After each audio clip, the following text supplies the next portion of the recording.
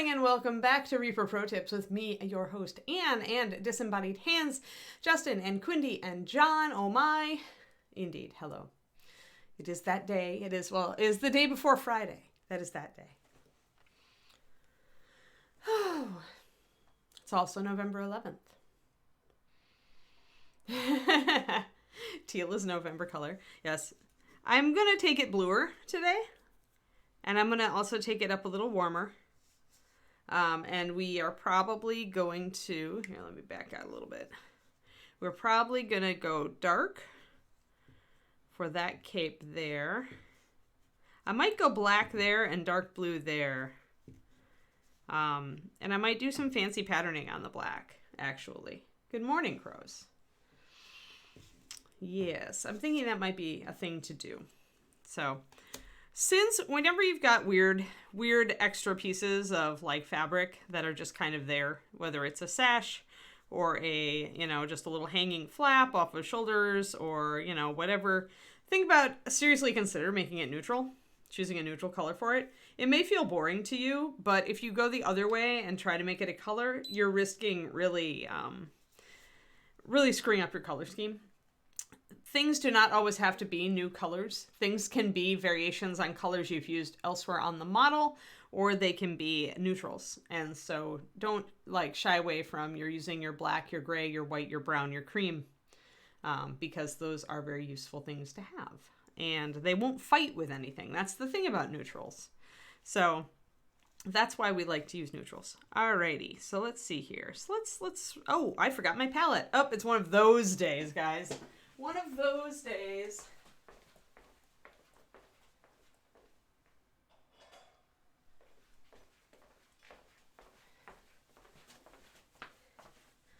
I was so into my writing this morning before the stream that I forgot to grab my palette. That's good. That means the writing is going well. As opposed to yesterday when I had to fight for every word and I was totally set up before the stream. This is how writing is. Just like miniature painting, guys. It is just like miniature painting. Creativity is creativity, no matter what you are doing. And you have the same issues and the same frustrations. Alrighty. Let's see here. I need a dark blue. I'm going to grab Reaperlive. And I'm going to grab... I think I'm going to keep... Yeah. What do I want to do? So the thing about using a dark blue for the cape is that if I also use the dark blue to shade the teal, we might get a little bit of fighting or we might not. It's really hard to tell. It depends on how strong the blue is. I was using Death Knight Black to shade up here. Death Knight Black has a lot of black in it. It also has purple in it, and that purple, kind of mutes out everything when you go in the teal. You can shade teal with blue, and you'll get a very vibrant shadow. You won't get kind of this faded color that I have here in these shadows. You can use both and get kind of a combo. But I kind of wanted to go more blue here, so then I have to ask myself, am I going to run into problems? And because of lack of contrast. And whenever you have, you're doing things they have things in common or that are close on the color wheel, you have to increase contrast. So if I am going to go with this blue and that, then I'm going to have to lighten up my teal is what I'm coming to. So let us work on lightening up our teal. That is what I think I'm going to do. It's always fun to kind of feel your way through a color scheme. Some people probably find it very frustrating to do. But I find it fun because you can take what you see and that maybe you don't like as much, and then you kind of turn it on its head, and then you get something you really like if you're lucky. So this was a weird combo color, this teal that we built. We had 2 drops of Tianzia Jade, which is a beautiful greeny, very greeny teal. And then we had 2 drops of Brilliant Green, just to double down on that greeniness. And then we had Deep Ocean as well. Lovely, lovely bluer teal color. Pretty much I was just tossing together all these colors I liked. Because why not? As long as I keep the formula, it really isn't a bad thing. The worst part about making a color that's a mix of more than 2 colors, so don't try this at home, kids. This is the don't try this at home, kids disclaimer. Is that matching it can be hard because you've got 4 different variables in there. So that's why I tell people typically when you start mixing colors, if you're afraid of not being able to match your color, only use 2. Only use 2 colors. And in reality, if I stopped and thought about it, I probably could come up with a mixture of 2 colors that gets me close to this teal that I'm making with 4. Because I'm really just mixing together colors that have blue, green, and, you know, maybe a tiny bit here and there of maybe a yellow. So once you know that, you can kind of simplify your recipe a bit. But I'm going to just keep on keeping on here and see what I can do. 1 drop of cyan blue because I felt like it got too green and I wanted it to come back. Come back. And I mentioned that the fact that we had a bit of a muted color going on was the fact that the deep ocean has black in it. So that's going to keep us from having a really bright teal. All right, there we are. That should be close. Now we'll mix it up. Moment of truth. Uh-oh. Oh, there it is. There's my mixing brush. Thought I'd misplaced it. And we'll see. And the key here is to get close. You don't need to be perfect.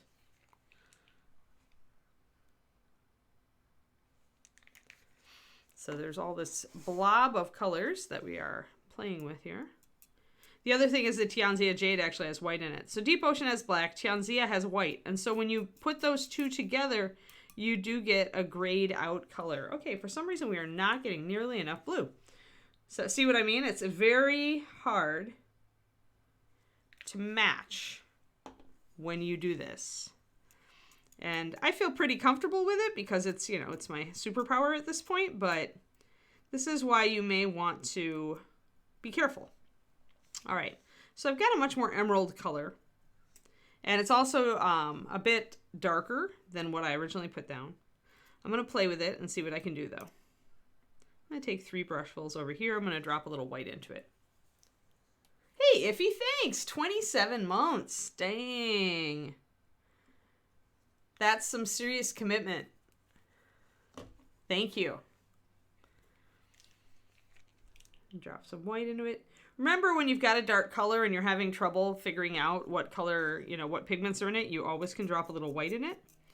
And sure enough, when we drop white in, we discover a color that is pretty close to what we painted this the day before.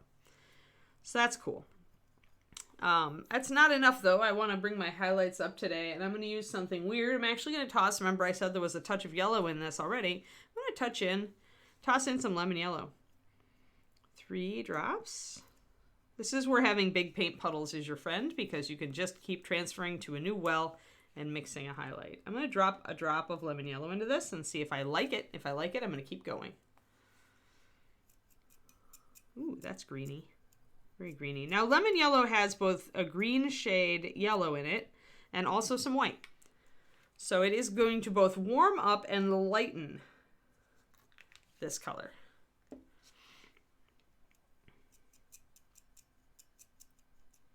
Interesting. So this is going to take it much more green. And what I'm thinking is that it didn't lighten it enough. So I want to actually take some more of this and darken this color down a little bit.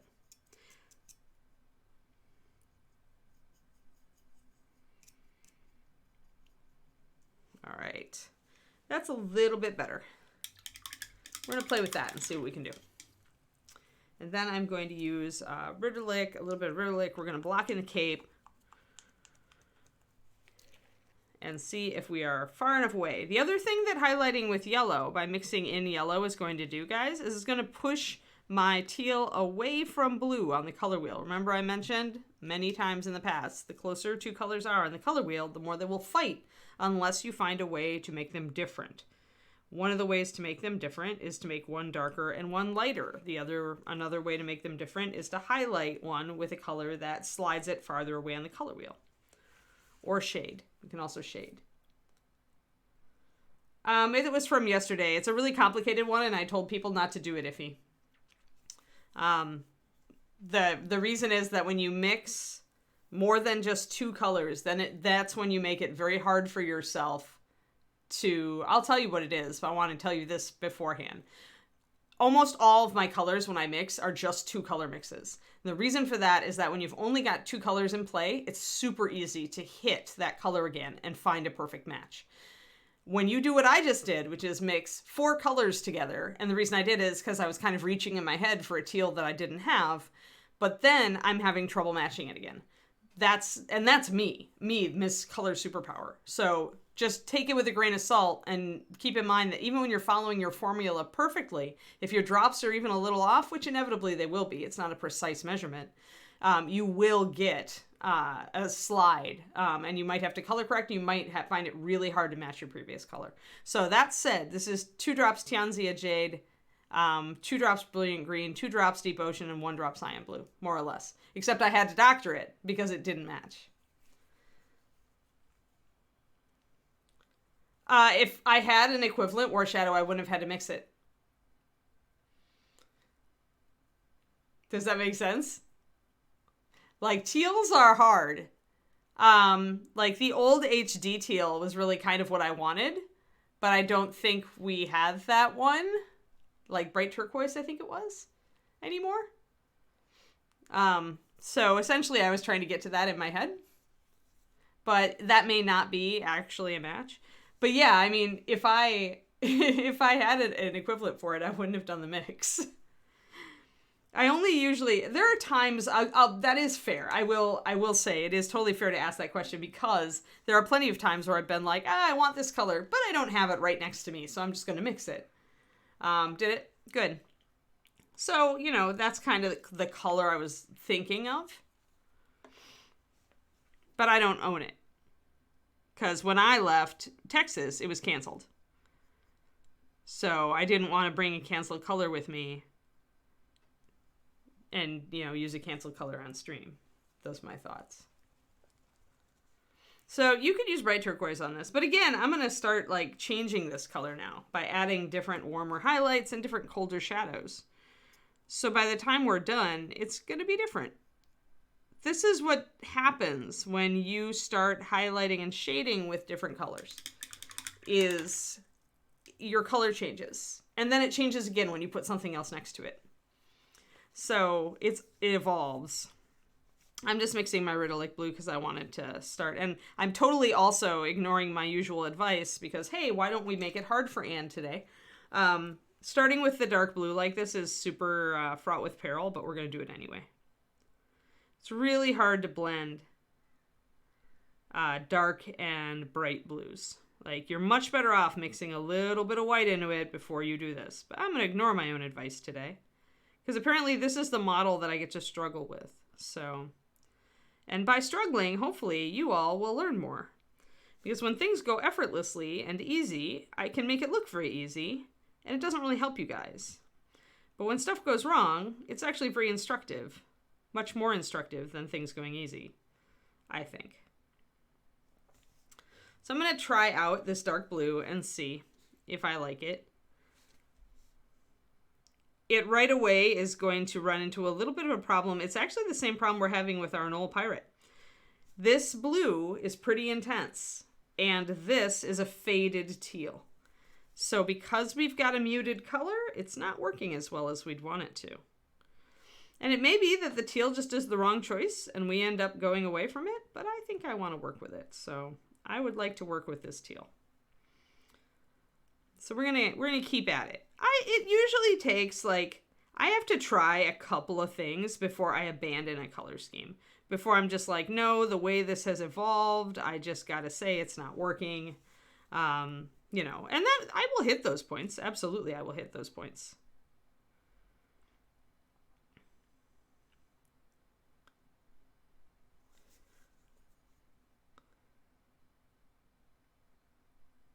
Because sometimes I'll start a color scheme and I'm just like, you know, I don't feel this anymore, and I'll just change it.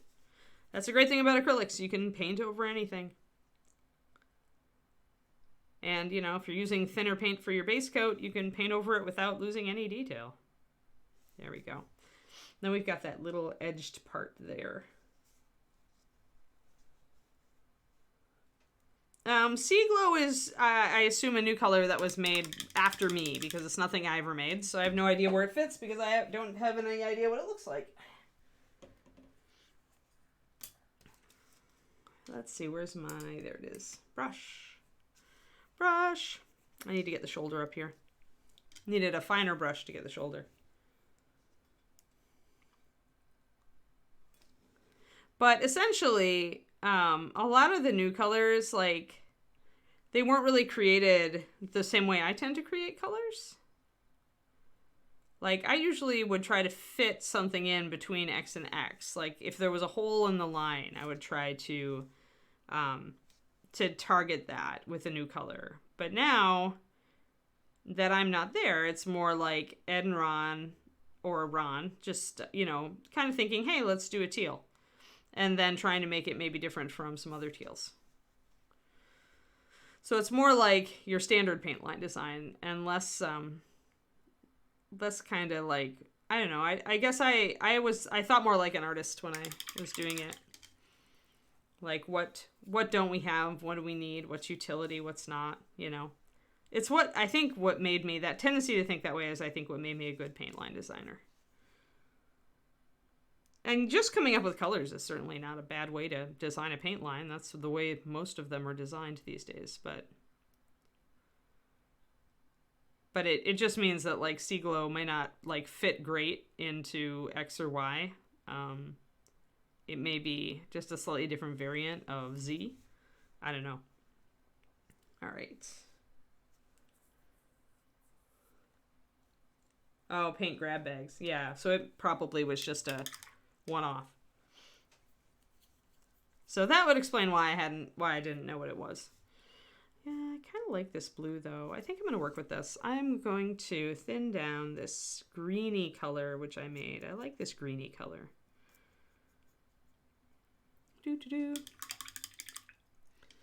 Tomorrow is Friday. I can't wait for the weekend because we're going to go down to Carmel and go wandering through art galleries. It's one of our favorite things to do. Plus, I just really like going down to Monterey. It's a really nice drive. He's got some holy, either some casting divots or some holes, some intentional holes in his cloth down there. So I'm going to dash some of this green on here just to kind of try it out and see if I like it. And it is a little bit strong still, because I did add a lot of white with that lemon yellow, so I'm going to have to wet blend it to blend it in quick. So it definitely stands out.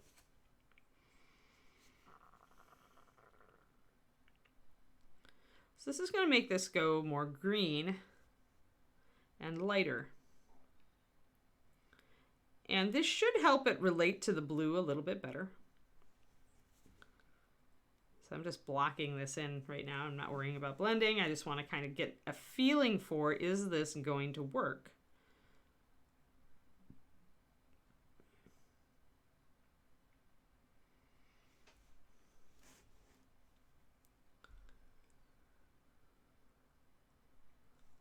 It's possible. I'd have to see it to know. I mean, that's something that was done a lot too.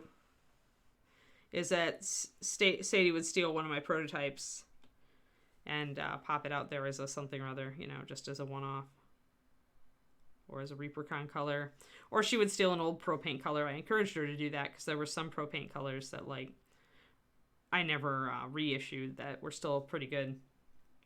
So bringing up that greenish color here. And it is making this work better with the blue. Notice when you lighten it, you just need that contrast. Always reach for contrast. Whenever two colors are fighting, try making one lighter and the other one darker. Try making one warmer and the other one cooler. Chances are this will be enough to make the colors you want to use work together well. So up here on top of this fold, really, everything should be lighter. So I am going to lighten down almost every bit of it. I might just paint it. I'm going to keep a little bit of shadow here, but I'm going to lighten a lot of it. when you have a fold on top of something, the darkest it should ever be is your base coat color. Unless it's like under something else, then you can introduce a darker shadow, like that little scroll case there. Or wand case, depending.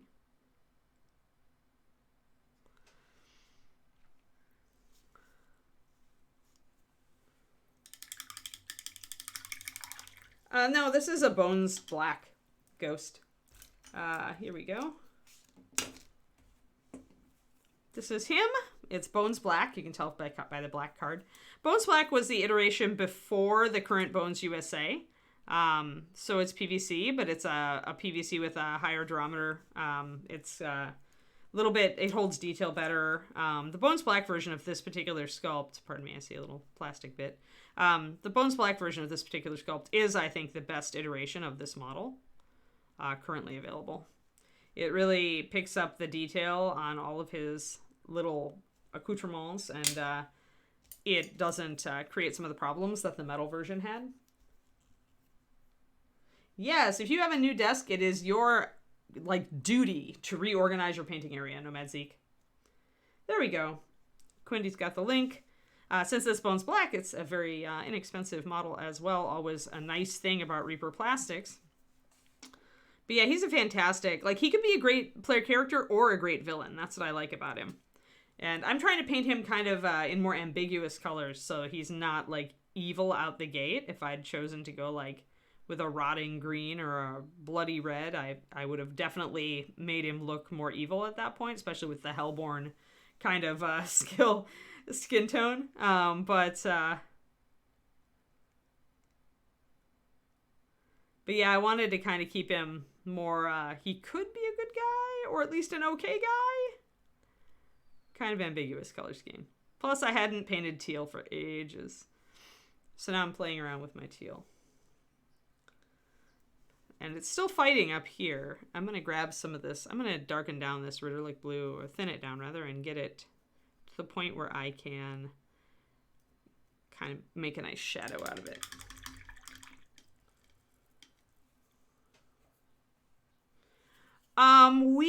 I think it's not YouTube. We have, it's not Hulu. It's the other, I think it's on Netflix. The teal is fighting a little bit currently, Sentimental, but it'll get better. But thank you. I'm glad you like it. I think it's very pretty as well. I just think it's fighting just a little bit right now with other stuff. So I'm going to work with it. Yeah, I like his skin tones a lot too. That part came out exactly how I wanted. But yeah, I think it's on Netflix with Great British Bake Off. We do have a Netflix subscription. David likes to watch a lot of shows, so it is a nice teal. It's just having problems with some other stuff on this mini. It's a really complicated teal. I was telling people earlier, if you want to have something close, use the old HD. And now it's Bones Bright Turquoise. Bright turquoise is going to be a little darker, a little greener, but it is kind of what I was aiming for when I mixed this color. So I'm using my Ritterlich to line this little cloth part here. Now, I want you guys to notice this because it's very interesting. So up here, we still have a lot of that, see how green that turquoise looks right there? But now look at the part that's lined. It looks blue, doesn't it? It doesn't look the same color. And this is kind of shows you how much even just lining an area can shift the color when you're using a colored paint for liner. So it could totally shift the color of what you're working with just because you threw some blue on there. Oh, this is a really good season so far too, Twisted Oma.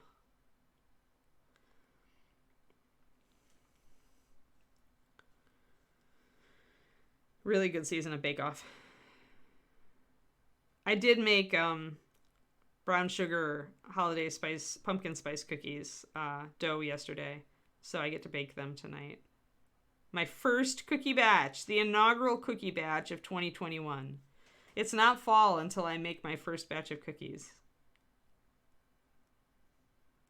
I'm very much looking forward, even though I forgot to put in the chopped walnuts, or chopped pecans rather.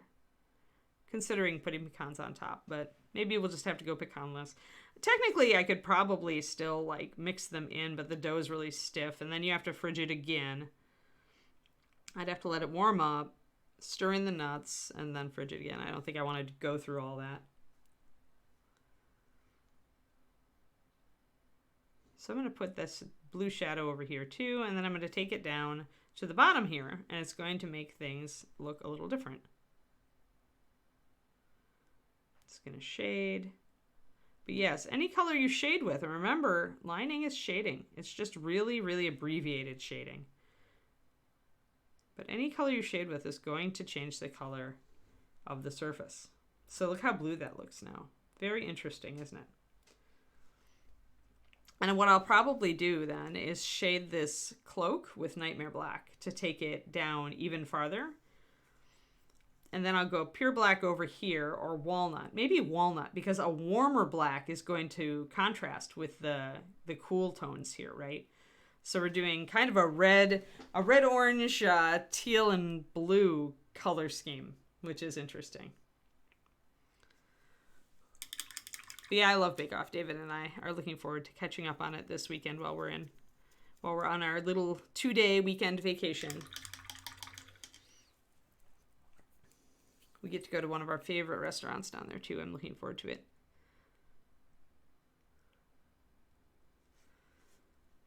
They make incredible, like when you go to a fancy restaurant and they have something like biscuits on the menu, you order that biscuit. Like I told David fought with me last time we were there on this. I'm like, no, you don't understand. This is a really, really good restaurant. If they have a biscuit on the menu, it's the best biscuit you've ever tasted. When we ordered it, and they were. And then we found out that the bread pudding that we love that they make for dessert is actually made from the biscuits. Like they take buttermilk biscuits and chop them up and make bread pudding out of them. Like decadent times 50 million. Explains why they're addictive, for sure. I'm gluten-free in general, but there are times I will violate my gluten-freeness. Like, there are things that are worth it, and that is worth it.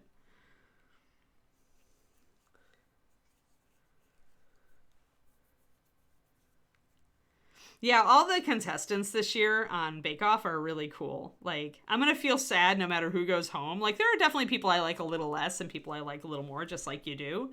But in general, there just is a really good crew this year. And some really good bakers, just like really impressive. Like, you know, it's, gosh, how many years they've done, right? After this many years with how popular the show is, people are just getting better and better. Like the caliber of bakers that try to get onto the show are just getting better and better. It's pretty awesome. I'm really looking forward to later on in the series to see how they stack up. Yeah, bread pudding is tasty. David's a sucker for bread pudding. I like them, but I think they're not worth the calories unless you can get a really good one. For me, just for me. My personal opinion. All right, I'm going to add this green in because this made this go so blue. I'm going to add the greeny highlight in to push it the other way. And we're going to push a lot here. We're pulling up the highlights. We're pushing down the shadows. We're pushing the shadows into cool territory, and we're pumping the highlights up into warm territory.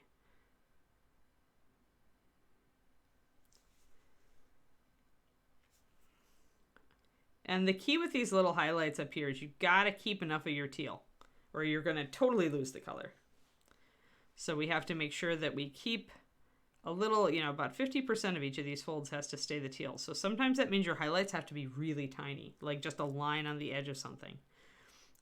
And that is how you keep your color. Otherwise, you get what you call losing your midtone, which some of you may have been accused of in the past. If you ever got feedback after a competition, they may have told you you lost your midtone. And when you do that, you can get a really washed out color because all you've got are your shadows and your highlights.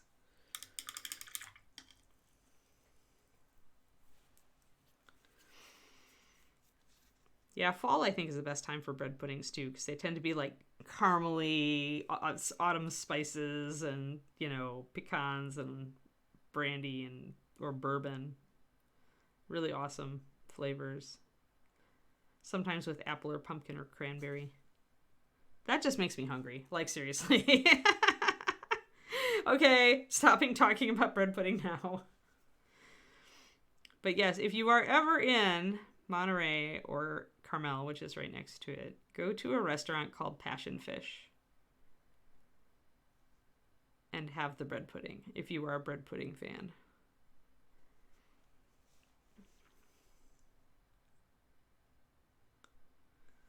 Alrighty, so we pushed it down, we pulled it up. It's getting more defined now, our teal.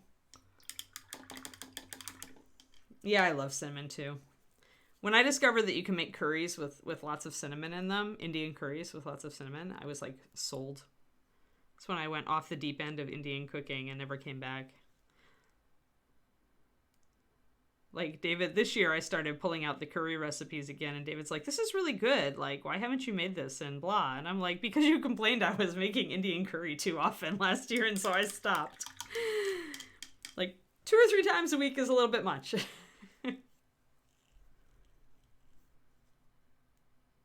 Apple crumble, yep. Warm custard, yep. Yeah, that sounds pretty darn sinful. Wow. That really sounds wow.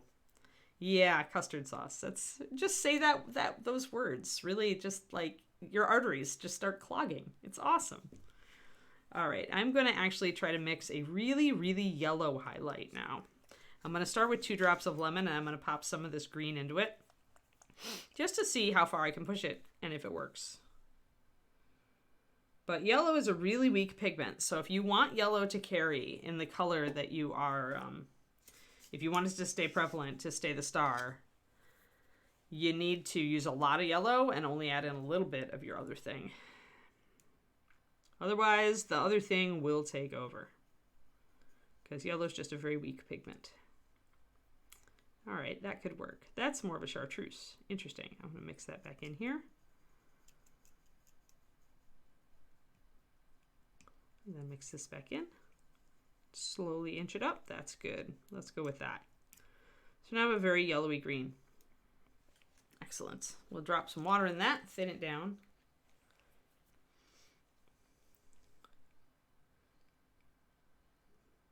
I made a couple custards for the holidays when I was doing keto, because custard is okay if you use like alcohol sugars instead of real sugar. But I made a coconut custard that rocked out with nutmeg and cinnamon on it. That's so good. I need to make it again.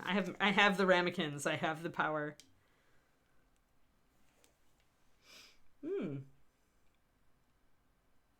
No, yeah. Adding cinnamon to savory dishes is the bomb. My favorite recipe, one that I actually reverse engineered from a restaurant I went to because I fell in love with it, and just went home and researched recipes until I could reconstruct it, is a lamb cinnamon curry. Cinnamon curried lamb. It's amazing. I like to make it it's got sweet potatoes and chickpeas and raisins in it. I usually use golden raisins because I'm not a fan of the other kind.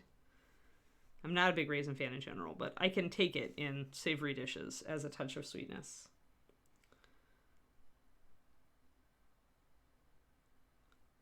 But yeah, my cinnamon curry lamb stew is like, I love it. It's my favorite thing. Luckily, David also adores it. Like, it is the one thing, and this man does not like to repeat food. Like, I could eat the same thing all week. I can make a big batch of something and have it for supper every night, and if I like it enough, I'm fine with that.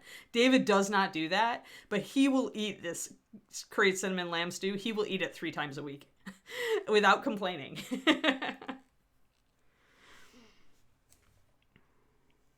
I love lamb, though, too, so. It's something I never had as a kid.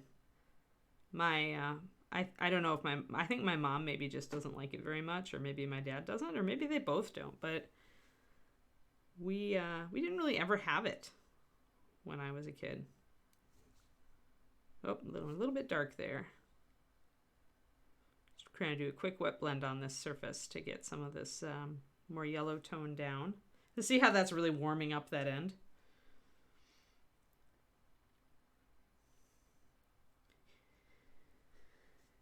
Yeah, I don't ever do it. I haven't ever done a bone in leg of lamb. I've done bone in lamb shoulder chops quite a bit. I really love lamb stew. We've done the little Frenched lammy pops, as I call them, because the end of the rib is the pop, or is the stick of the lamby pop. I have an Indian recipe for those that is Indian spices and deep fried or pan fried. I'm actually really eager to make those with my air fryer. But yeah, I haven't ever done a leg of lamb. Like, if I'm gonna do a roast, I tend to go for prime rib. Like, I go big or go home at that point. Otherwise, I don't tend to do roasts a lot. I like to do stews because I like the complexity of ingredients and flavors. I used to do more roasts than I do now. Lamb can be it can be gross and gamey, or it can be amazing. And I think the recipe is what it's all about, Quindy. So if you do have lamb, make sure that you have lamb in a place that really knows how to do lamb, and that the combination of flavors on it is one that you really like. And then you may fall in love with lamb. Some people really it puts them off, though. I have to laugh because my sister-in-law, her parents raised sheep. She grew up on lamb. She hates it. She just is doesn't like to eat it.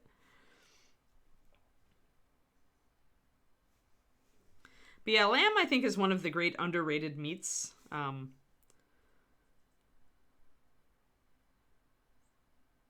It's just one that we don't typically reach for as Americans, but it's so tasty and it's so versatile. You can do so much with it. You get a whole different bunch of ethnicities have used it to different effects, right? So there's all sorts of interesting... I'm going to actually, in the fridge, as we speak, I have lamb shanks. And I'm going to do an Instant Pot recipe with them tonight. That's Mediterranean, Middle Eastern.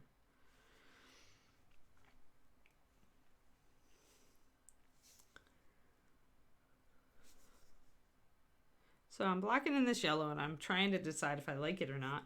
It does take the teal away from the blue successfully. So that is working. It also saturates it a little bit more, which also makes it work more with the blue. So overall, I'm okay with it. It's not blending great because I'm not thinning it a lot. I'm actually doing a lot of intermediate kind of wet blend layering mixes here, just to kind of make it go down so that I could assess it. I don't mind it. Cascada. Interesting. Yeah, I kind of want an Indian karahi, but it's hard to find one here, really. I'd have to order one from India or get one. I might be able to find a good one at an Indian grocery store here. I don't know. But I end up using my Le Creuset cast iron because it essentially gives me the same results when I'm doing stews or curries. And I guess if I'm getting good results with that, then I really don't need to have the actual cooking implement. Asabuco with lamb shanks. Yup. Yes. Although I can't have those anymore because it's almost always tomato based. The asabuco. But they are tasty. Super tasty. Yeah, it's kind of lamb shank season. For some reason, the Sprouts I go to always has them in the fall, and they look great. And then they taunt me, and I fail my save versus buying lamb shanks. All right, so we've got our yellow brought up there. Now we need to kind of attach it up here and pull all that together, and then we're going to work on our blue. I'm thinking of putting some blue up here for the fringe as well. And then I may make the belts black if I'm going to be making this fabric or walnut and soft black. Yeah, that'll probably work. I think that's going to work. We'll do it that way. Don't want too much crazy color on him. Still want him to be, you know, I don't want the Technicolor Tiefling Warlock. That's not what we're aiming for. So once I get a set of 2 or 3 strong colors, which I have now, I have his skin, I have the teal, I have the blue. Once I've got 3 strong colors, I stop. This is key, peeps. Key. Do not keep adding strong colors to your model. It will get you a Technicolor whatever. You really don't need more than 2 or 3. At most, you can go for 4, but 4 is almost always just an accent color then. And that's fine, but then just stop.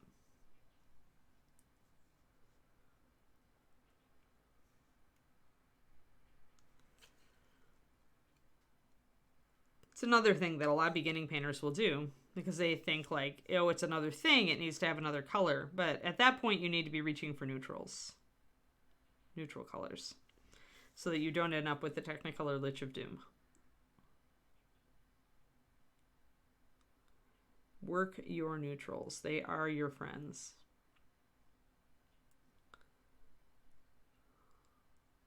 There. So a little bit of highlight makes these little bits come out.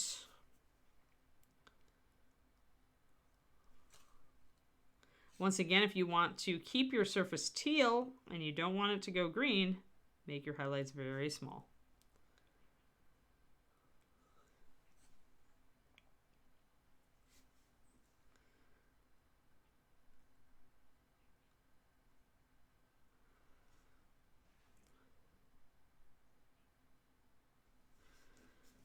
Excellent.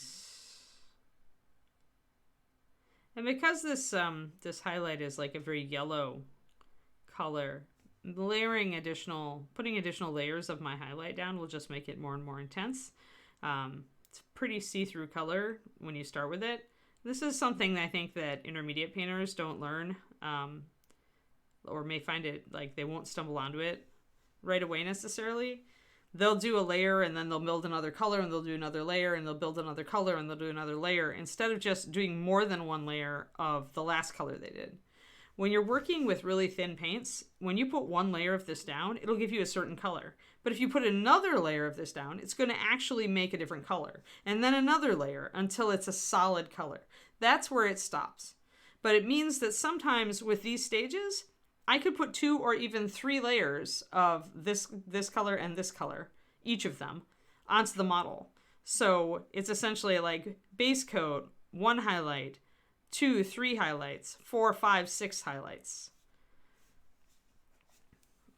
Because when you've got a translucent paint, you can continue to build it up. It's how I do my white, is I just use really thin white and I build it up and build it up and build it up. And there's probably 6 layers of white going up over a gray or a blue-gray or whatever I'm using as base to get that to layer up. But I don't use any more than 2 colors for it.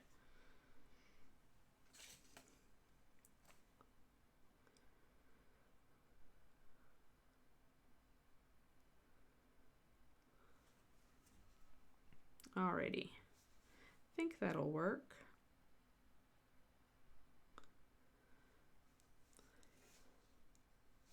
Just going to get this, and then we'll move on to our blue and darken it down. Okay. I think that's good for now.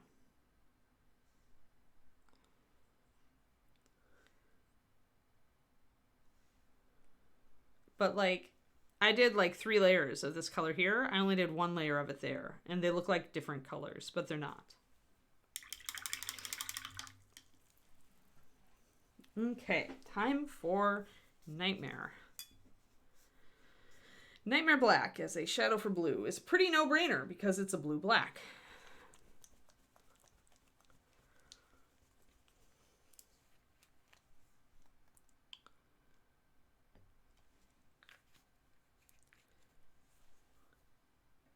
And Nightmare has a ton of blue and black pigment in it. It's very, very dark. You can really see the difference here on the palette. This is Nightmare.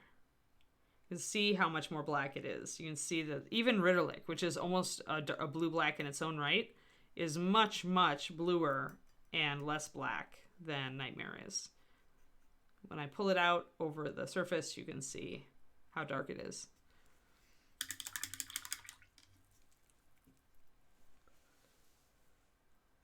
Oh, thanks, Boat. Yeah, it's one of my favorite colors, too. It was funny because there was a pro paint color that Reaper was messing around with when I first came to Reaper before I was hired. The weekend that I came down for the first ever artist conference in 2003? 2002 to 2003. Somewhere in that winter. And there was this color. They had blue-black in the pro paint line.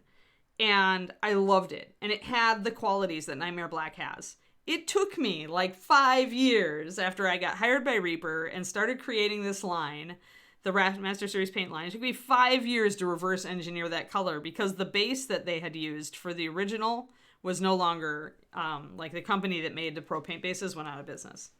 So it took me 5 years to reverse engineer this color. Because I wanted it to be near black, but to highlight blue when you threw water or white into it. And that was harder than it looked. So we're going to start blocking in some dark shadows here with Nightmare to take this blue even darker.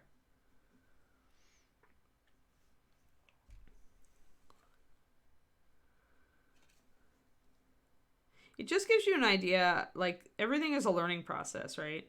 Like I did okay when I started making paints, but I think that, you know, as I always tell you guys, like the Bones line is like the pinnacle of my paint creation skills. Because at that point you just learn so much. You learn about how the bases and the pigments interact, and you learn how to, you know, get colors to like almost like shift when you thin them, and you learn like how much you can push something to get coverage and still have a bright color, and all these things that you don't really know when you start creating paint lines. So in a lot of ways, even though they sell the least, some of the later colors in Master Series are some of the best. Because I'd learned more and I was using it to try to create things like that I felt that we needed for the line. So really, you can see that those are definitely darker shadows. So we're going to keep working with that to bring in that definition.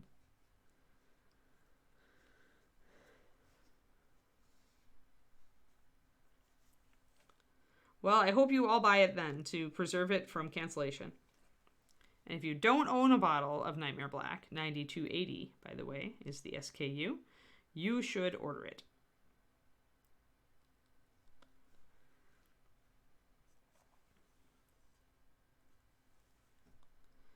It is a lovely, lovely color.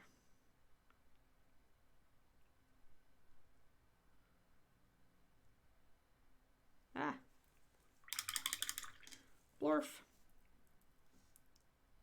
There. A little bit of water takes it right up. So since this fold is really perpendicular, you can see it here. This is this surface. Since it's really perpendicular and it's not sticking out and catching the light, I'm choosing to take it down and really shade it dark. You know, Black Indigo's good, but Nightmare's just a little more vivid than Black Indigo. Black Indigo has a higher load of black than it does of the indigo pigments. And Nightmare starts out with a huge front load of blue that then like receives a huge load of black. And this gives you very different effects. And this is what I'm talking about with when you're designing a paint line, how there is a learning curve. You can get very different effects depending on what you start with. So I love Black Indigo, but I feel like the vibrancy of Nightmare is really unique.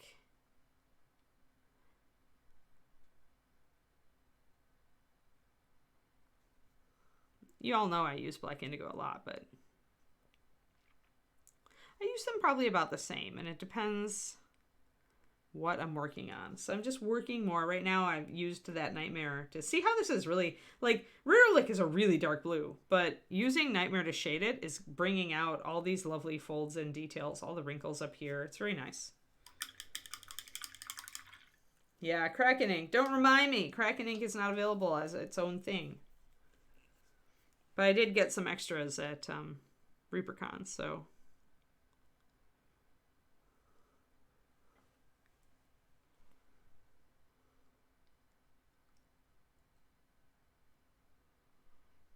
Yeah, I love Kraken Ink. Kraken Ink actually is a lot like Nightmare Black in that it's got a very vibrant purple color, even though it's very dark.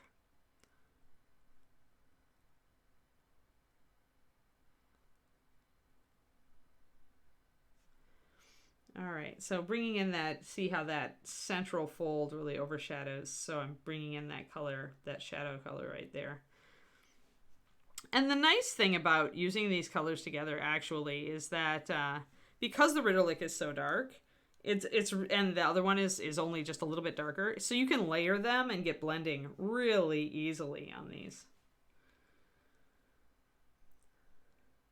Yeah, Kraken Ink is worth buying. I mean, that's High Seas Horror, right? It's a good set anyway. Like, you should buy that set anyway. And then the awesome side effect is that you get Kraken Ink. The sad side effect is that then you want more bottles of it.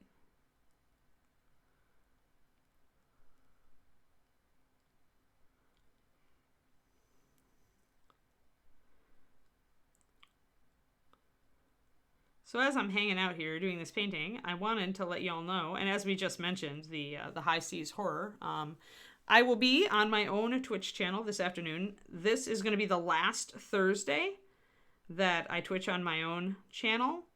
After this, we're going to Saturdays, so maybe more people can make it and hang out and paint.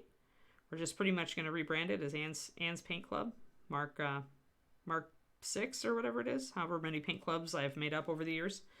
But today it will still be on Thursday. It's going to be around 4-ish p.m. USA Central Time. It'll be the last day we can raid reaperlive.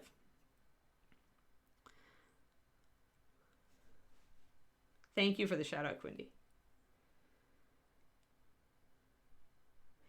Yeah, this is true, Iffy. Yeah, I wanted to move to Saturdays because during the week is really my work productivity time, and I really badly need a social media day to catch up on my website work, to make sure that I'm Instagramming, you know, to do all the things like catching up on, make sure I'm keeping up with my Discord, stuff like that. Things that are important, because, I mean, I do want some of my newer stuff to go up on my website sometime, but I never have the time to do it. So Thursdays is going to become my social media day. Because right now that 2 hours in the middle of the afternoon, man, I could do so much with that. So Saturday, which, you know, David's usually playing computer games Saturday afternoon anyway, and he won't mind if I just I talked to him about it before I decided to do this. But he thought also it might be good because it might give me a slightly different audience. We can make some new friends. And more of you guys might actually be able to sit and paint with me because you won't necessarily be at work. Like, some of you will be. And that's just a sad side effect again. Black Indigo was a special color. I think it might just be a special edition color. I don't think it's got a set right now. Oh, wait, it's a Kickstarter color. Yeah, Bones 5 Kickstarter. Before that, it was a limited edition color. It's going to be the same time, Twisted Doma, so I'm going to probably start it around 3:30 to 4 in the afternoon, so I can end it a little earlier than I currently end. Since I don't need to raid reaperlive anymore, I can do it a little earlier in the day. So yeah, somewhere around, probably around 3:30 p.m. USA. I might slide it a little bit earlier than that, but I want to have time to, you know, eat lunch with David, so we'll see. But for right now, let's say... it won't be this Saturday either. It's going to start next Saturday because I stream once a week. Twitch doesn't... for me, Twitch is something I do because I enjoy it on my own channel, not because it, like, makes me any money or anything. I mean, it does, kind of, but not a lot. But it's more about, like, having time to interact with you guys and hang out and just chat. So... it is... but it's something I enjoy doing. Oh, I always try to give it CST. So it's, no, my time is going to be around 1:30. 1 to 1:30 my time. About 3:30 Central. And we'll probably continue to work on Ms. Pirate. That's why I brought, mentioning Kraken Ink totally reminded me about Ms. Pirate. We did a lot on her, actually, this past week. We'll see. I might get her done. I don't think I'm going to get her all done, though, today. So, but we'll be working on her. Ah!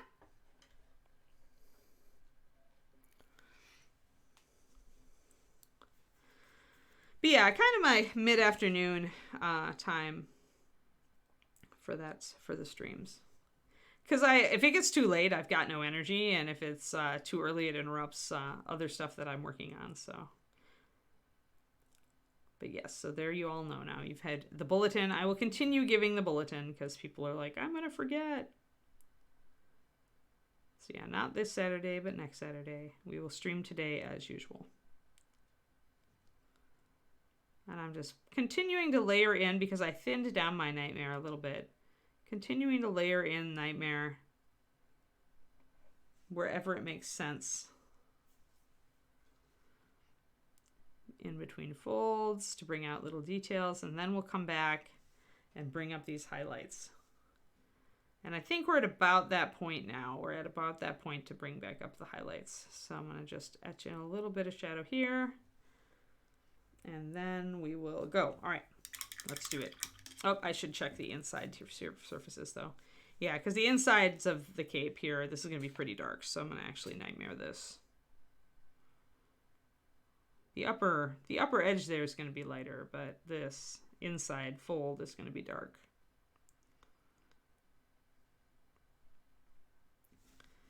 And then this side, I forgot the inside of this fold.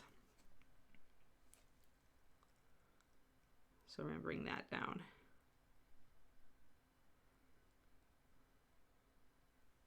Now, we do have an option.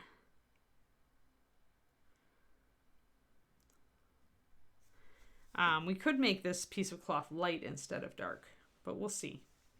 Jury is still out there. That's right. I was going to maybe do a fringe of blue up here, wasn't I?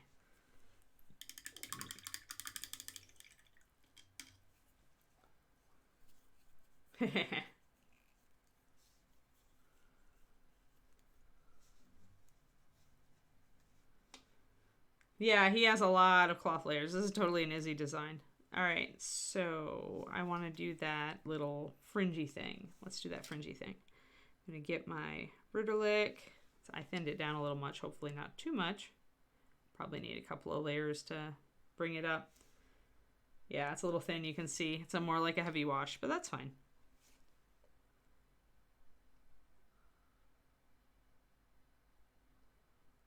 Just want to carry a little bit more blue onto the front center of this model, because that'll help kind of wrap that color in. And then I'll think about using blue as an accent for some of this stuff. Maybe not this dark of a blue, maybe a lighter blue, but it will still count. All right. And I forgot to put the highlight on that teal right there, so I need to do that. Yeah, it's really easy to blend these two colors too, like I said, because they're so close together.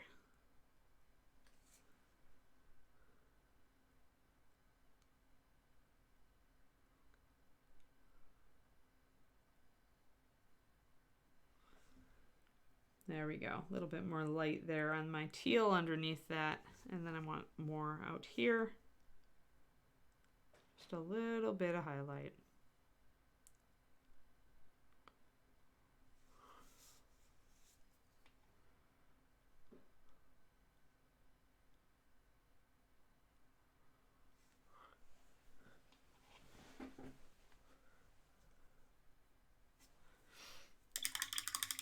Yeah, we got that the other night, the front moving through. Okay, time to highlight blue. This is going to make me cuss a lot, so just be aware. Just be ready to bleep me out. Let's see here. What are we going to do? Let's use cyan blue since we were using cyan blue in our teal anyway. We'll do one drop of Ritterlick, 2 drops of cyan, and hope it saves my bacon. So why this is hard, why blues are evil, is because blue in its natural pigmentia state, pigmentic state, yes, emoji said they're ready, is a really transparent color. Blue is really, really transparent. It's really see-through in its pure state. Almost all blues. It depends on, not that nobody uses actual cobalt these days, but like some blues were originally made because they had coverage and a lot of blues didn't. So the thing is that blue is really transparent, and most of today's blues are mixed using a phthalo blue, and that's a really transparent pigment. And so they add other stuff to it to make it cover. But when you're starting with one of these beautiful, deep, dark, rich blues, it's a pretty transparent color, and the minute you add white to it, white is the most opaque color, you see brushstrokes everywhere. So it is a really hard thing to blend, to get a smooth blend with dark and bright blues. And usually, that's why I mentioned earlier, it's better if you actually add a little white to your base coat and shade down instead of starting with a dark blue. Because the minute you add anything with white into that blue, it will be horrible when you try. It'll just, everything shows up. Trust me here. Hopefully using cyan, which has a very little white in it itself, will give me a bridging color of sorts that won't be too bad. But I've had some terrible, terrible experiences with trying to highlight blue. So we're going to do this. We're going to bring in, there's my original Ritterlich. This is our cyan plus a drop of Ritterlich. I may need to actually take it even closer to get it to work well. We'll see. No, yellows are easy. Yellow, just add white. Easy peasy. I'm about to do, and hey, it's time to plug the Patreon. Thanks for the lead-in, War Shadow. I have a Patreon, and guess what? I'm doing a PDF all about yellow. It should be up later today. It's about yellow pentads, so what to shade and highlight different yellows with, and it should, it mentions numerous times, always put yellow over white. That's one of your key things. But anyway, yellow is much easier than you think it is. But blue, if you're trying to get it to blend, blue is evil. Still struggling with your NMM gold. Is it too, let's do a troubleshoot. Is it too mustard, War Shadow? Or what's happening? Can you describe it? I will happily troubleshoot for you to distract myself from the evil that is highlighting blue. Too dark. All right. Probably your solution, are you starting with NMM Gold Shadow and working it up? What are you doing? Or what are you starting with, I guess? What color are you starting with?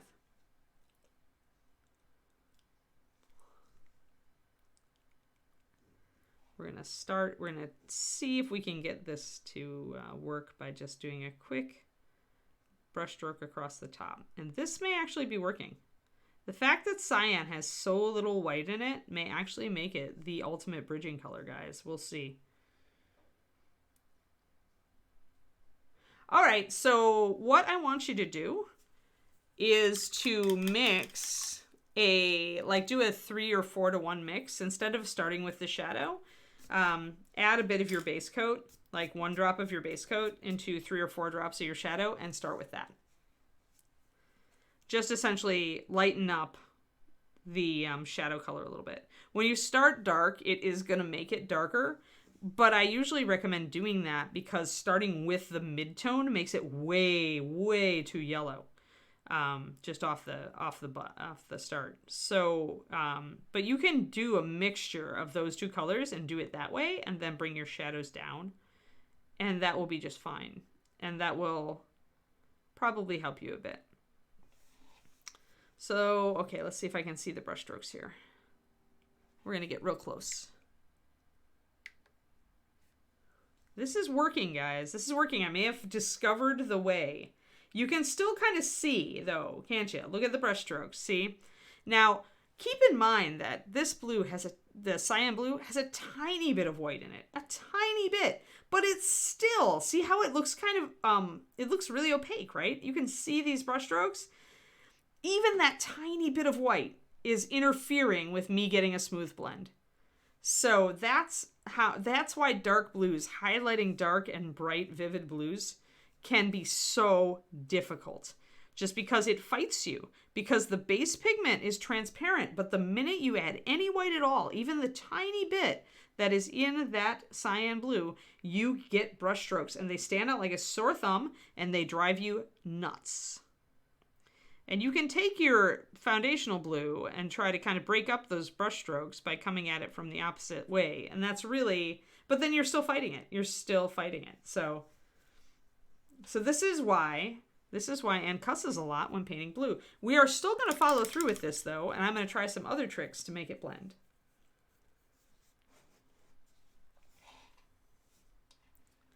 So yeah, try mixing a bit of your, hello Rising Mages. Try mixing a bit of your midtone NMM into your shadow NMM and use that for your base and see if it helps. It should help. All right, I'm going to come at this from the other direction. We're going to just build up this highlight and say, to heck with you. I know you're not going to blend, but I'm going to get you laid down. Then I'm going to try to make you work. But that showed you kind of the problem. Now, if you choose to do texture, then you're okay, because you can leave that texture, that cloth texture, and everybody will think it's intentional and not because you couldn't blend blue.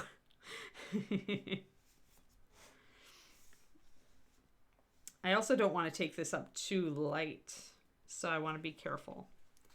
Now, I'm going sideways on this fold, and that's because that will confuse the eye and give you a better blended effect.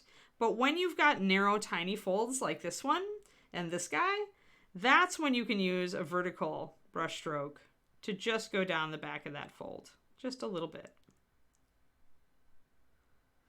But otherwise, I don't want to ever see you highlighting a big broad fold like this with an up and down brush stroke. The human eye is really good at spotting things that are like each other, and using a long vertical brush stroke on a long vertical fold will guarantee that everybody sees all of your brush strokes when you are trying to blend a cloak. If you have any room at all, you want to confuse the eye by coming in from the side and going horizontally. That will confuse the eye just enough to make it look more blended. But on some of these folds, you won't have any room to really do that, and so it's okay if you don't. It's okay to use that vertical. Cursing a blue streak. Yes. Well, it'll knock it down, but then you have to bring your highlight back up. See, this is the evil, Grey Wolf. This is the problem. You want the highlights, and every time you glaze, you knock them down, then you have to put them back, then you get more brush strokes. Like, this is the evil, that blue. This is why I don't paint blue. Yes. And you fight with it and fight with it until you get something that you can live with. That is blue. This is why it's so much easier to start with Dragon Blue or another high coverage, or even Cyan. Start with Cyan and just shade with Ritterlich and Nightmare, and then you'll be fine. Then you'll be fine because Cyan has enough white in it that you can put more white into it and layer it up. But yeah, this is the worst blue to do.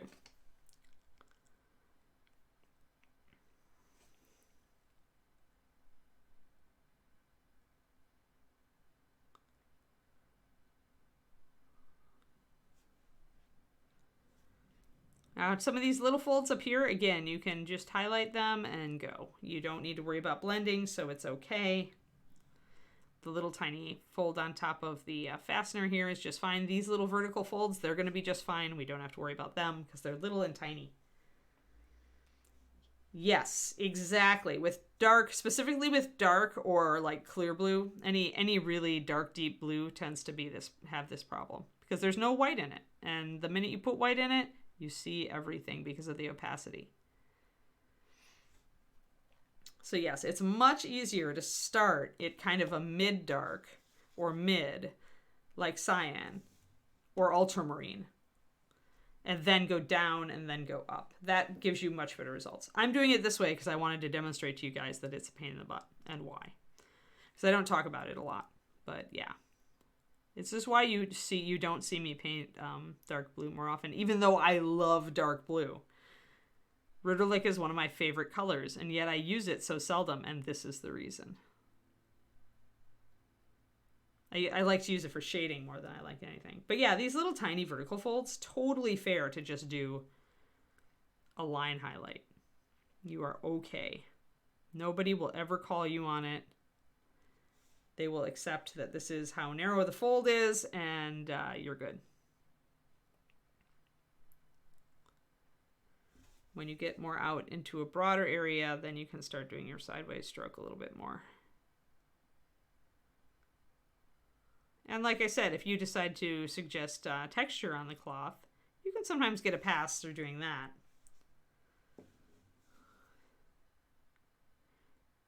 Our highlights are starting to pick up here because now it's starting, the cloak is starting to flare out. So that's when we have to start doing actual highlighting.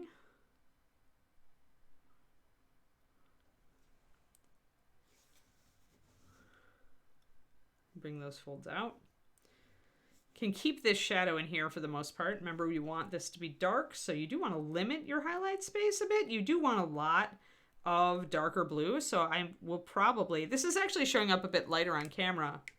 Here, let me get some white palette in the way. That's more like it looks in person. It is very dark.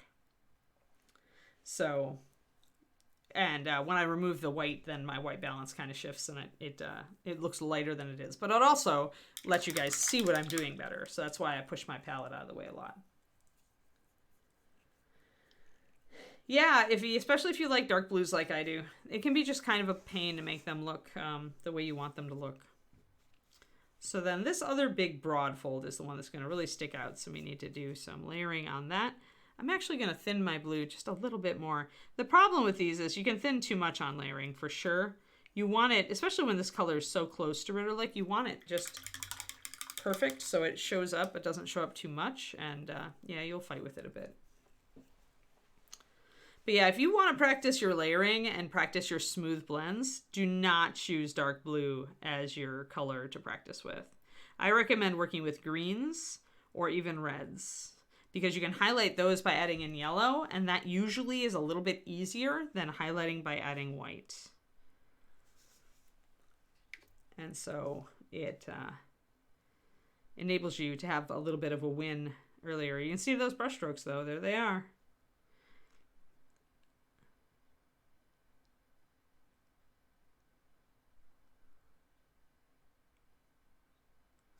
That's why red is like my favorite color to highlight and to paint.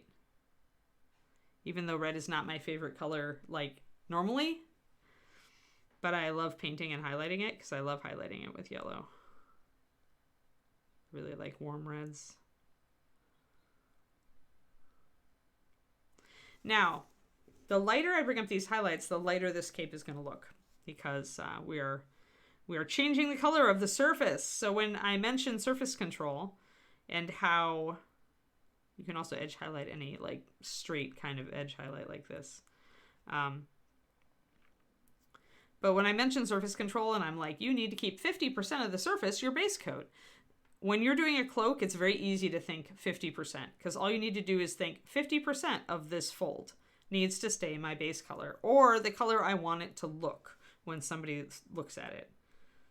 So folds and capes are easy to kind of work on your grasp of how much to highlight, how much to shadow, and how much midtone to leave out, because thinking in terms of what 50% of a surface is, like if you look at this fold, 50%, like maybe 30% of the surface is this highlight, but most of it is this big broad highlight here, so maybe like 70%. So that means that when you look at it, this looks like a highlight, but overall the fold looks this color because that's how much of it's taken up. So the color that something looks primarily is the majority of the color on the thing.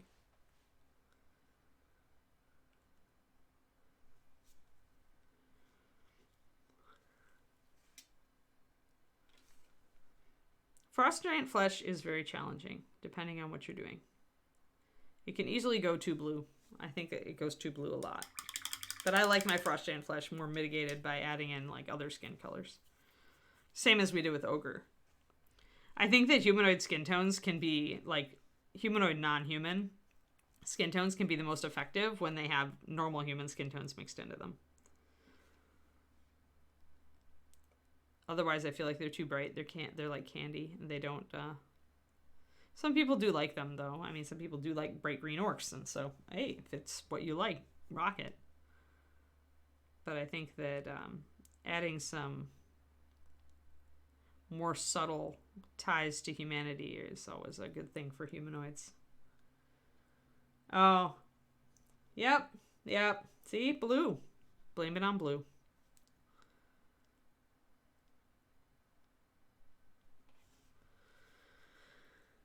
Evil, evil blue. That's pretty, though. When I've got this more of a sharper transition here, when I turn so I can't see it, it looks really pretty.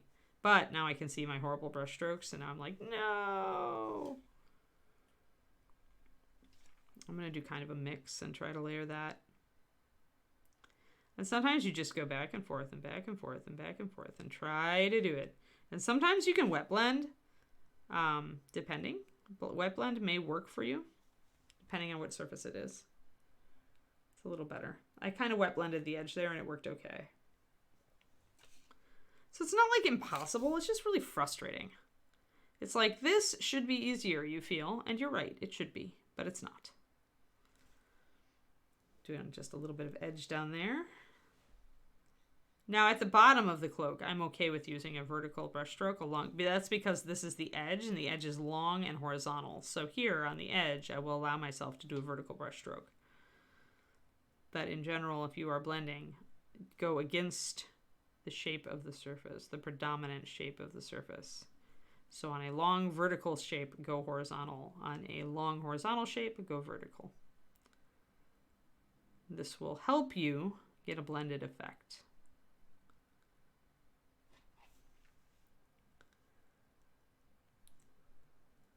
Pretty. It's pretty. It needs help, but it's pretty.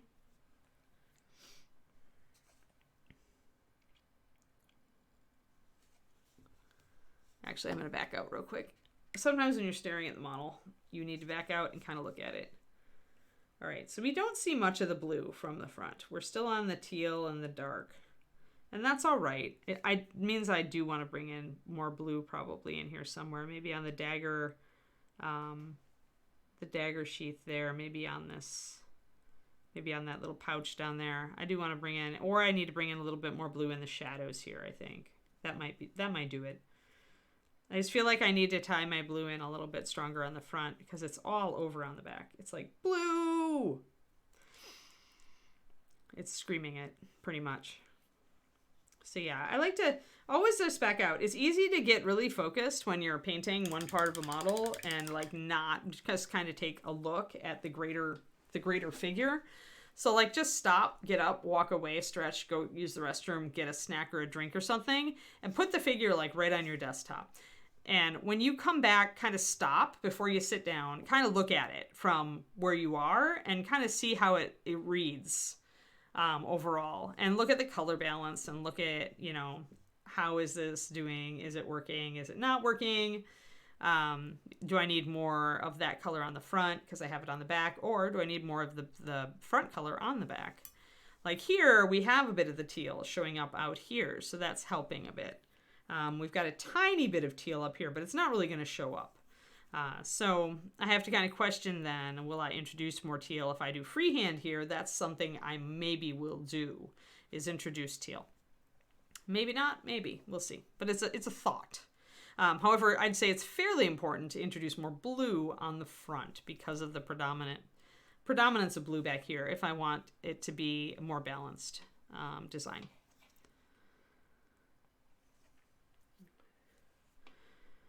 I also may weather this blue a bit. I mean, I'm painting everything like it's super pretty and bright colors, but the fact remains that he has a lot of broken up cloth on the bottom of these these things. Like there's definite holes and wear in all of his cloth at the bottom.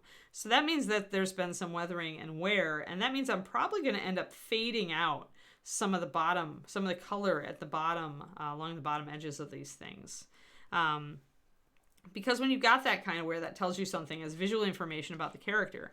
And if you decided that you wanted this guy to be more of a rich, like really well off Tiefling Warlock in a very, big city where, he's like gonna, be upkeeping appearances and all that, then I probably would have used putty to fill in these little suggestions of wear.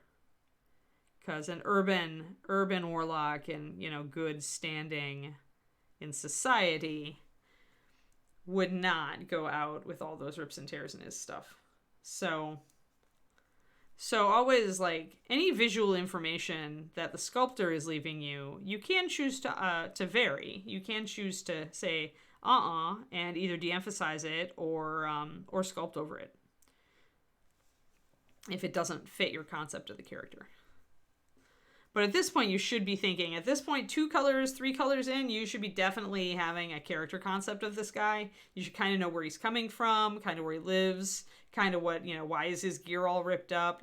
Is he kind of a morally ambiguous warlock? Is he just doesn't care what people think about him? Or is he just an active adventurer, always out in the wilds exploring, and this is his adventuring gear, and he can't help himself. He likes to wear bright colors, but it's going to be pretty ripped up because he goes hauling it around dungeons. That's a thing. So you should have a really good concept, and when you've got a good concept of the type of character that you're painting, it helps you with color choices. Like, for example, if this guy is overall an okay guy and just kind of a bit of a peacock, and he's a warlock, but he tries to keep it on the light side of the force, then I would probably use like a kind of a warmer, yellower bone for his staff. Whereas if he was definitely a dark side warlock who just liked to wear bright colors, I might go more rotting and kind of sinister with some of his other color choices. I might also darken down or dim down or mute or weather certain parts of his cloth to bring that more in, and I would definitely do an evil design on the back of his cloak. But I digress. Yes, he's got that I own a really posh bathhouse establishment. Yes, Boomer Swinner, that's perfect. Yes. He adventures on the side, because even a posh bathhouse will not net you enough income to dress like this guy likes to dress. So he adventures for money because he's a clothes horse, and he's addicted to the really expensive clothes designers in his home city. He keeps them in business. He loves discovering new ones. But to do that, he has to go out and make a crap ton of money, and adventuring, although not very safe, is still a good source for crap tons of money in his fantasy world.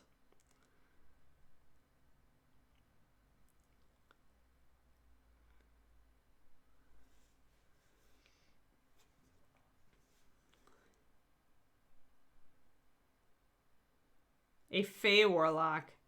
Yeah, I'd go bright. I mean, these aren't bad colors for it, honestly, like the blue and the teal. Magentas and purples, but you don't have to go like pink to go fairy. So, but I would say vibrant colors even more than pastels. Pastels, when you do pastel on a character, you're suggesting a very soft personality. Like, it definitely says something about the character. So if the character's kind of a softie, maybe a pushover, maybe not a very strong personality, go pastels. That's what that says to the viewer. But if it's just fey and it's more bright and vibrant and creative, then go more with bright, vibrant colors, maybe with some black as a counter, and do that. Be careful with pastels, though, because it really... There's a concept, right? There's a Miami Vice concept too, but that was a long time ago and nobody remembers it. But when pastels were cool in the 80s. But we're not, you don't necessarily have your warlock in the 80s. I guess you could do a Fey 80s warlock. Big hair. That would be a Shadowrun character.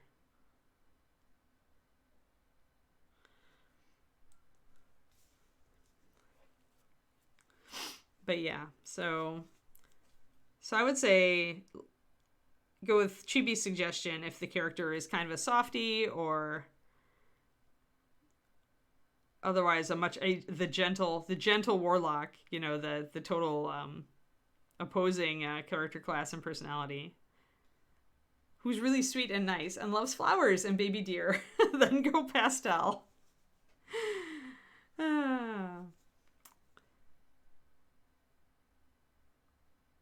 I had to tease David the other day because, you know, he's a child of the 90s, and he complained about my music the other day until I switched, oh, I'm going to go to my Angry Guy Rock playlist, and he cracked up, but then I started playing it, and it was all the songs he liked. But then the other day I walked in, and he was listening to Safety Dance, and I was like, oh! Oh, you got to remember 80s music, though. There was so much good 80s music. And I'm not even talking the pop music. I mean, that was The Cure and The Smiths and Depeche Mode and New Order. I mean, come on here. Sisters of Mercy. Howard Jones. Sinead O'Connor. There was some darn fine music in the 80s, guys. I am not going to claim that I'm going to forget that, because no. There was just too much good. There were too many good bands. REM. Can't prevent Beethoven. To throw an odd one in there. Ice House.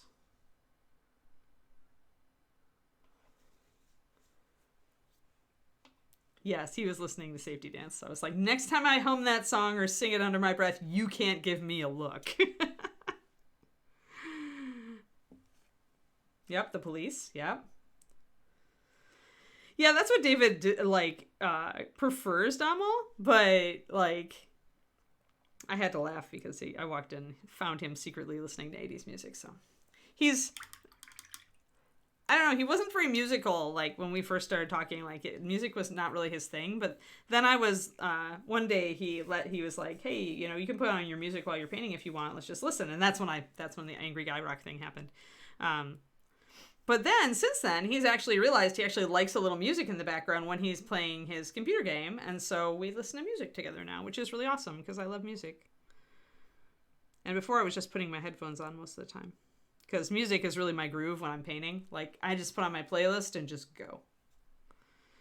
It really helps me get in the zone. Just lightening up a little bit of this teal since I have these colors open.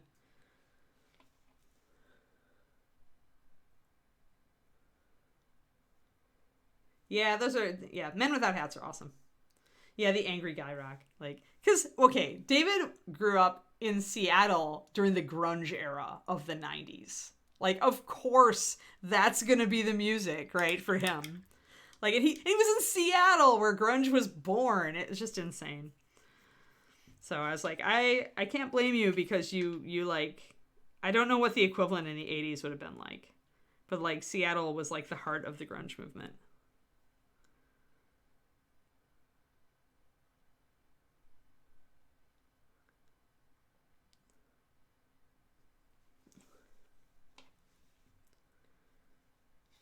Your mullet is growing back. Oh no.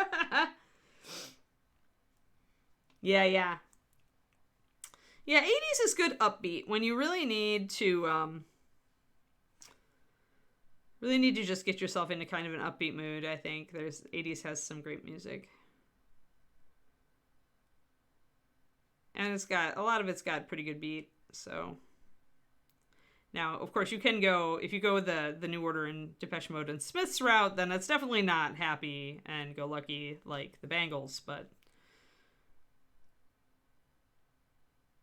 depends on my mood.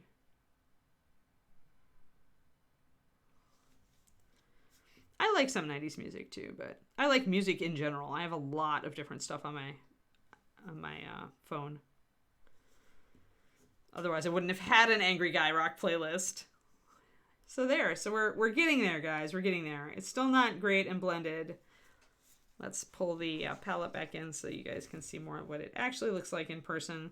So it is a lot darker than it looked on the screen. This is more like the color it actually is. I do have a lot of light blue here on this big fold, but mostly I'm staying with the dark blue. My challenge now is going to be to bring up some of the rest of the blue to this level. so that it doesn't look out of place. Because right now this fold definitely is looking out of place next to everything else. So either I need to take this back or I need to bring these up. Hey, did you see that Abba came out with a new album for the first time in, what, 30 years? Last week?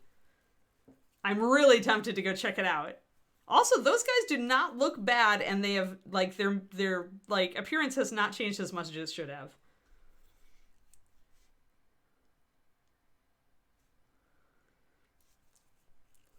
Yeah, I'm a closet Abba fan because my dad loved them. So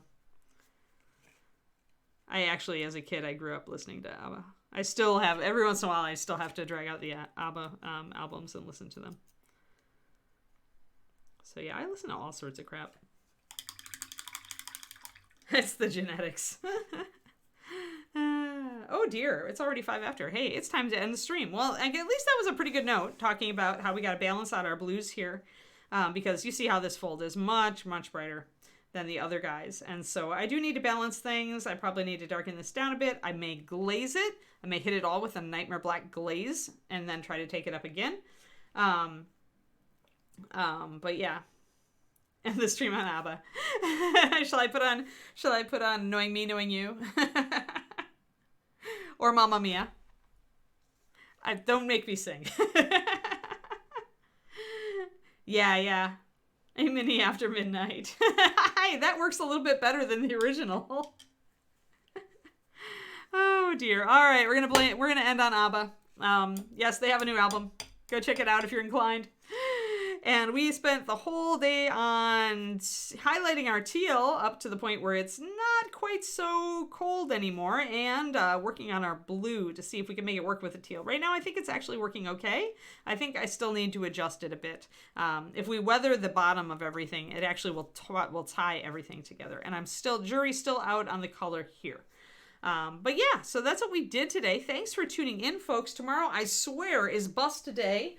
We need to work on all of our prep and filling our pits and green stuff. Like, we need to fill in that hole. You know, we still need to do a whole bunch of stuff. And yes, Josh is on today, according to Quindy. The world according to Quindy. Bust day. Tomorrow is bust day. Busts or bust. But yes, thank you for tuning in, everybody. I hope you have a wonderful Thursday, and I will see you again tomorrow morning. Remember, this afternoon I will be streaming on my own channel, twitch.tv/paintingbig, where we'll be working on a pirate. All right, talk to you later.